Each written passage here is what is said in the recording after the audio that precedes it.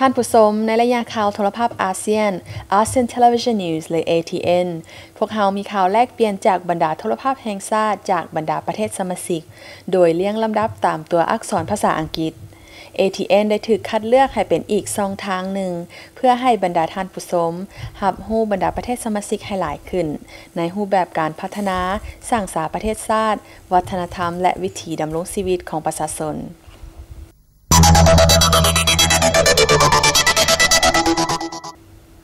ประเทศบรูไนจัดงานเฉลิมฉลองวันไตสากลประจำปี 2014 ซึ่งท่านรัฐมนตรีกระทรวงสาธารณสุขได้กล่าวว่า 45% ของคนเจ็บที่มีอาการไตวายที่บรูไนแม้นมีอายุ 50 ปีและสูงกว่า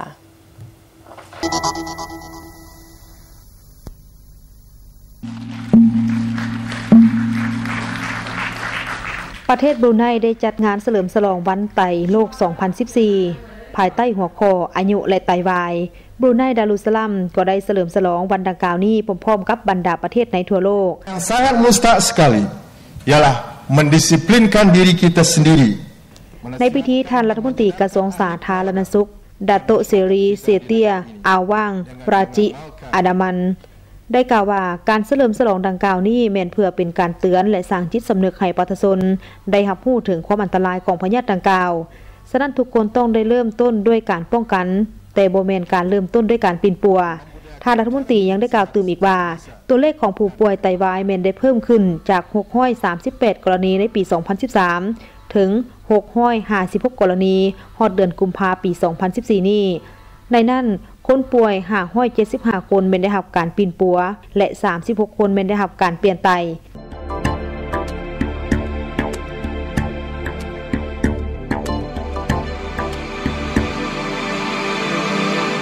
อีกตามข้อมูลจากองค์การอนามัยโลกพยาธิไตวายเป็นพยาธิที่พวกเขาสามารถหลีกเลี่ยงและป้องกันได้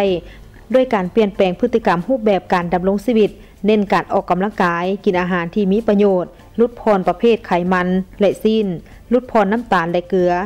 ฉะนั้นควรรับประทานผักและหมักไม่สดให้หลายขึ้นออกกำลังกายตามความเหมาะสมอย่างน้อย30นาทีต่อมื้อและ5มื้อต่ออาทิตย์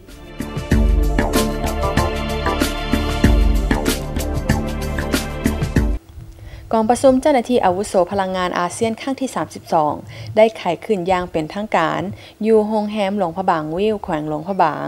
ในวันที่ 9 มิถุนายนและได้อัดลงด้วยผลสำเร็จในวันที่ 13 มิถุนายนนี้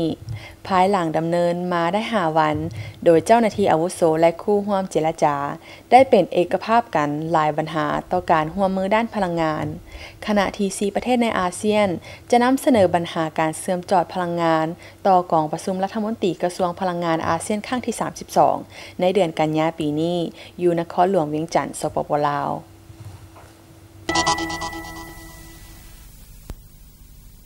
กองประชุมเจ้าหน้าที่อาวุโสพลังงานอาเซียนครั้งที่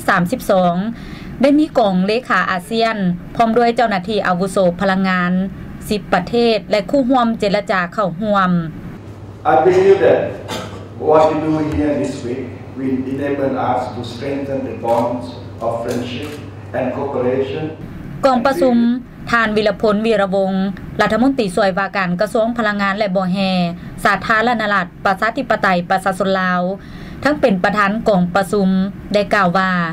กองประชุมเจ้าหน้าที่อาวุโสพลังงานและบ่อแห่อาเซียนในครั้งนี้แม่นเน้นใส่การปรึกษาหารือและแลกเปลี่ยนคำคิดคำเห็นเพื่อนำผลประโยชน์มาสู่อาเซียนและเพื่อเป็นการเชื่อมโยงพลังงานอาเซียนให้มีประสิทธิภาพดีขึ้นกว่าเก่าโดยอาเซียนเป็นกลุ่มประเทศหนึ่งของโลกที่เศรษฐกิจมีการขยายตัวไวและต้องการให้แขนงพลังงานเติบโตขึ้นเรื่อยๆซึ่งจำเป็นต้องได้ส่งเสริมและพัฒนาพลังงานให้เพียงพอรวมทั้งพลังงานทดแทนและสามารถเชื่อมโยงเศรษฐกิจระหว่างอาเซียนและโลกดร.ดาววงศ์ผ่อนแก้วหัวหน้ากรมนโยบายและแผนพลังงานกระทรวงพลังงานและบ่อแห่สาธารณรัฐประชาธิปไตยประชาชนลาวหัวหน้าเจ้าหน้าที่อาวุโสฝ่ายลาวท่านได้กล่าวว่าในระยะ5วันของการดำเนินกองประชุมเจ้าหน้าที่อาวุโส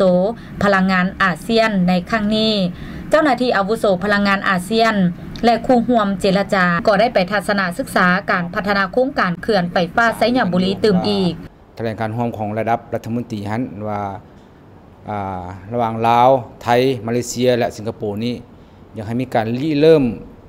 แนวความคิดหรือว่าการริเริ่มจัดตั้งปฏิบัติให้เป็นรูปธรรมในการซื้อขายแลกเปลี่ยนพลังงานนี้อาจจะเป็นเรื่องอาจจะมีเบิ่งว่าเรื่องปัญหาด้านหลักการนี่สิเป็นจังไดเนาะว่าสมมุติลาวอยากส่งไปหาสิงคโปร์นี่มันมีปัญหาอย่างใดที่จะต้องแก้ไขและภาครัฐเฮานี่จะต้องแต่ละประเทศหั่นจะต้องแก้ไขระเบียบกฎหมายของตัวเองนั่นคือแนวใดเนาะผ่านมาสาธารณรัฐประชาธิปไตยประชาชนลาวได้ขยายสายส่งแห้งสูงกว่า20สายเชื่อมต่อกับประเทศใกล้เคียงเช่นเวียดนามจีนกัมพูชาและประเทศไทยในต่อหน้าจะขยายไปสู่ประเทศใกล้เคียงอื่นๆในอาเซียนตื่มอีกเฮาอยากเร่งรัดการขยายตะนางไฟฟ้านี้หรือว่าการเชื่อมจอดตะข่ายไฟฟ้าระหว่างกลุ่มประเทศอาเซียนนี้ให้เป็นรูปธรรมเนาะให้เป็นรูปธรรมเพราะว่าผ่านมานี่การซื้อขายพลังงานไฟฟ้ามันมีลักษณะ2 ต่อ 2เนาะหมายความว่าลาวกับไทยหรือว่าไทยกับมาเลเซียแล้วก็มาเลเซียกับสิงคโปร์หรือว่าไทยกับเวียดนามมันเป็นลักษณะ2 ประเทศดร.ดาววงเน้นว่าการเป็นเจ้าภาพจัดกองประชุมครั้งนี้สาธารณรัฐประชาธิปไตยประชาชนลาวเฮาได้รับผลประโยชน์หลายประการเป็นต้น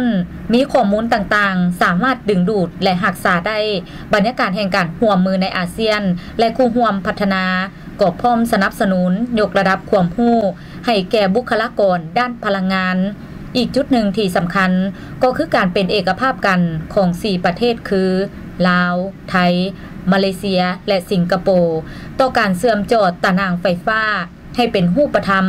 รวมทั้งการซื้อขายไฟฟ้าบ่ให้เป็นลักษณะ1 ต่อ 1หรือเป็นเพียงแต่2ประเทศเท่านั้นผู้นำในภูมิภาคนี้เนี่ยต้องการให้มีการเชื่อมโยงทางด้านพลังงานสายส่งไฟฟ้าซึ่งมองแล้วอนาคตเนี่ยคือปีหน้านี้เราก็จะเข้าสู่ประชาคมอาเซียนแล้วก็หวังว่าโปรเจกต์นี้จะสร้างก็ความเป็นดีอยู่ดีการเข้าถึงไฟฟ้าให้กับประชาชนในภูมิภาคนี้นะฮะต้องส่งเสริมการสร้างรายได้ให้กับประชาชนชาวลาวซึ่งปัญหานี้ก็จะได้นำไปเสนอต่อกองประชุมรัฐมนตรีพลังงานอาเซียนครั้งที่32ที่จะจัดขึ้นในเดือนกันยายนปีนี้อยู่สาธารณรัฐประชาธิปไตยประชาชนลาวและก็ได้มอบให้ฝ่ายไทยห่างเนื้อใน